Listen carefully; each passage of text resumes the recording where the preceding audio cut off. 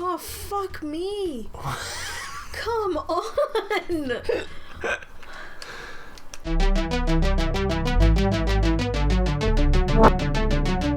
Hate this. Welcome back. I hated the witch. Great way to start. So we're making our way through to the next city The or next something. city, I don't yeah. know. I'm probably gonna die, so that's fun. Yeah, you guys can just tag along. I was gonna ask you something, and now I can't remember. What the fuck was it? Well, it's alright, I'm dead, so if you need some time to think about it. Oh shit! What was it?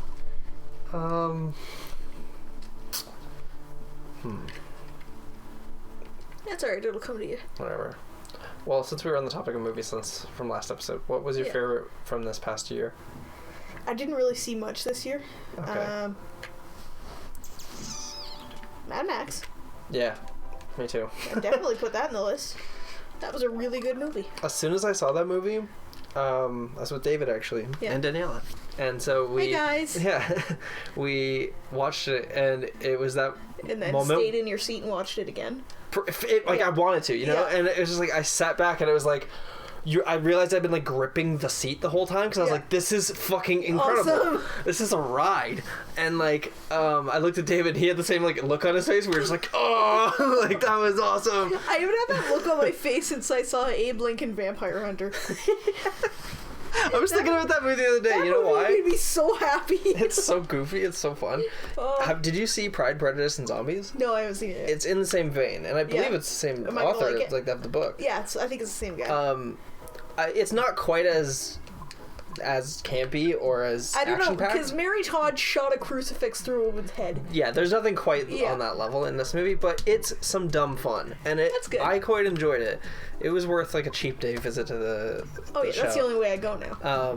And so like, it's so funny because that movie kind of got a little dragged through the coals a little bit, but I was like, you know what? It's like I had a good time. Yeah, just more go fun into watching that than I did Hail Caesar. Jesus. Yeah. It's not that it's bad. It's just it's just nothing. A little full of it's itself. like you're kind of like, what did I just watch? Yeah. What was I gonna say? Yeah, I haven't really been to the theater all that much this year. I have like a dangerous amount. Yeah. Like, I actually keep. This is kind of weird, but like I keep all my stubs from every movie ever, and so I decided, like, in case I like lose them or they get damaged, because some of them are getting faded because they're old. Yeah. I was like, I'm gonna write down, like in a Word document or whatever, like all of the movies that I've been to in order, and so then and like where I was and what time, and just to have a record. And so I've been doing that for the past 2 years. Did it feel weird hearing yourself say that out loud? Kind of. Yeah. Okay. Just wondering. It's odd, but like, it's interesting to look back and see how many movies I see and how each year the number grows. Yeah. I went to the movies 60 times last year. Jesus. And that's a lot. Yeah, it's at least once a week. Yeah. So oftentimes I would go like 3 times a week. And so, and also that's not including film festivals I went to. Yeah. And so that's a lot of movies. It is a lot of movies. And I don't know, it just blows my mind how much time I spend watching stuff. Yeah. And so like since like documenting all that, it's been really strange and being like, wow, I don't have much time to live life. I don't know what's going on with my life right now. Like what who am I? And so yeah, I don't know, I just found it really weird, but like I don't know, it helps that it's my job too, but like still it's not like I can write it off really. No, not yet. But sometimes I think about like just working at the theater, making movies on the side, and working at a theater, then so I can see movies for free, and I can make movies, and then that's just my life. Sounds good. Because it wouldn't be that bad. No, like, I'd be okay with that. I mean, if that's my worst case scenario, that's pretty good. But yeah, like, I don't know, I see a lot of stuff. But yeah, definitely Mad Max was up there for me as my favorite. Top 3. Like, it's hard for me to say, like, definite number 1. Yeah. Although I'll tell you, it was my favorite theater experience because I went into it not knowing at all what to expect. I was just kind of like, oh, I like the originals. Maybe I'll like this, whatever. And then it blew me away. And so, like, that was, like, great. It was like, whereas that's different from Star Wars. Star Wars had a great feeling to watch, but you knew you were gonna love it. you know? You just knew, you expected that. Okay, so when I saw Mad Max, I watched the trailer a couple of times. Just the one trailer. I wasn't looking at clips. I wasn't doing anything. And my brother said, "Why don't we go see Mad Max?" And I said, "All right, fine." He had already seen it a couple of times at this point, so that should have been major point right there. Yeah. But he was, because of the way the theater seats were set up, he was sitting directly in front of me. And I was just kind of sitting enjoying the movie as it started, and I could see him turn around and look at me with this stupid look on his face, like, here we go. And at that point, on the screen, came the guy shooting the flamethrower guitar. Yeah. Oh shit, I'm done. That's it. I'm in. Do whatever you want to me. I'm here. Like it was, that movie was on another level. Yeah. I hope George Miller gets to do something cool after this, because that project like definitely earned him that right to pick something cool. Yeah, that was. Mad Max and Star Wars were two of my like greatest They were very good. movies of the year, just because of like the experience. Yeah. And then Creed as well. I never saw Creed. Creed is brilliant. Not only because I'm a Rocky fan that I enjoy it, but it's a good movie. Like, it's got heart and just so much going on in it. It's charming. It's lovely. And so much going on. It's got there's like a lot. There's like a lot of like emotional baggage, and it's crazy to think that it's basically the 7th movie in the Rocky franchise, but it's kind of its own thing.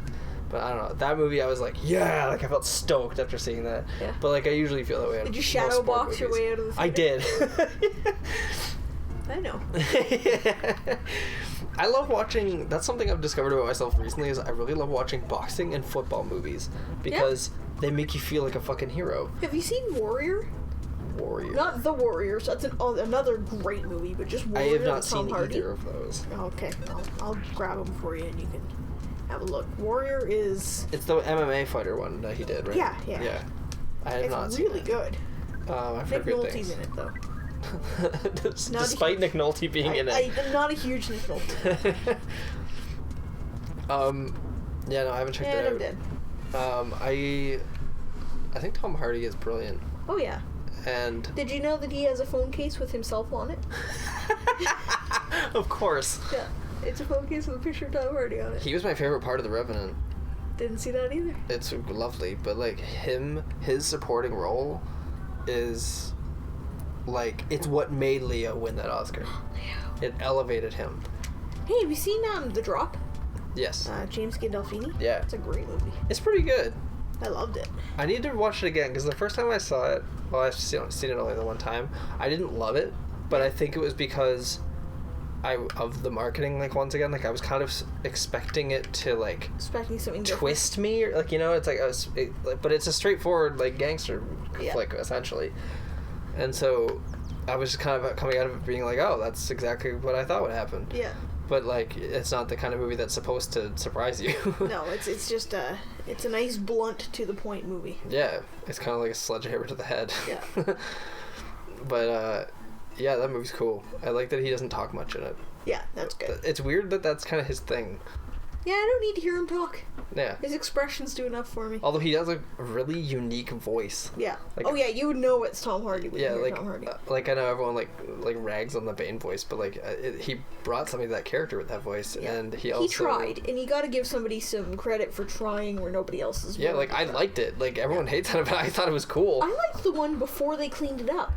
I liked that you couldn't understand it, yeah. Yeah, you had to strain to understand him, and in doing so, you paid him a little too much attention. Yeah, that was neat. I like that Christopher Nolan like talked about that, and he said that the reason he wanted to do that was so that you like physically like lean in. Yeah. And you pay attention, and I'm like, that's really cool. In doing that, you make yourself prone, right? Yeah. You leave yourself vulnerable when you're leaning in at something like that. Yeah, I like that. Like I like that he is very conscious of the viewer. Yeah.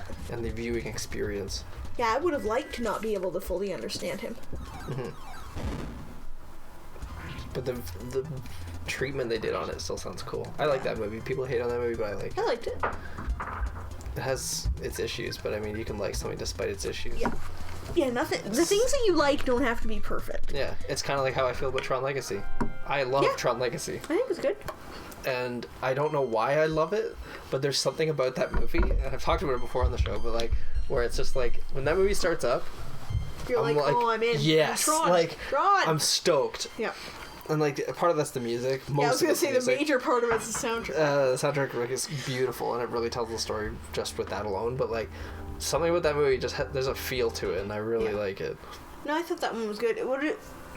What the issue that it had was the people who loved Tron before are not that audience anymore. Mm-hmm. They're not going out to the movie the same way they did when they were younger. Mm-hmm. That's the thing, and like the need to update is true to technology. Yeah. And so it needed to happen in the movie. Yeah, it's gonna keep evolving. And so so it's like, I thought it was very honest. Mm-hmm. There was a few things that like weren't fleshed out plot wise or whatever the hell, but like, and if you say anything negative about Jeff Bridges, I'm gonna he's great. I love him. I like when Clue asks him, am I still to create the perfect system, and Jeff Bridges goes, yeah. Yeah. Like, why would that have changed? Yeah. Actually, the moment in the first part of the movie when like the title sequence is starting or whatever, it's like his voiceover over. Oh yes. That right away, I was like, yes. Like he's like the grid, and you're like, yeah, Jeff Bridges. What's he been up to lately? God. Just smoking weed. Oh shit! Next time on TurnipBomb. Yeah. We'll probably pay attention to the game, maybe. Nah. I haven't looked at the screen once. I was wondering if you were gonna look.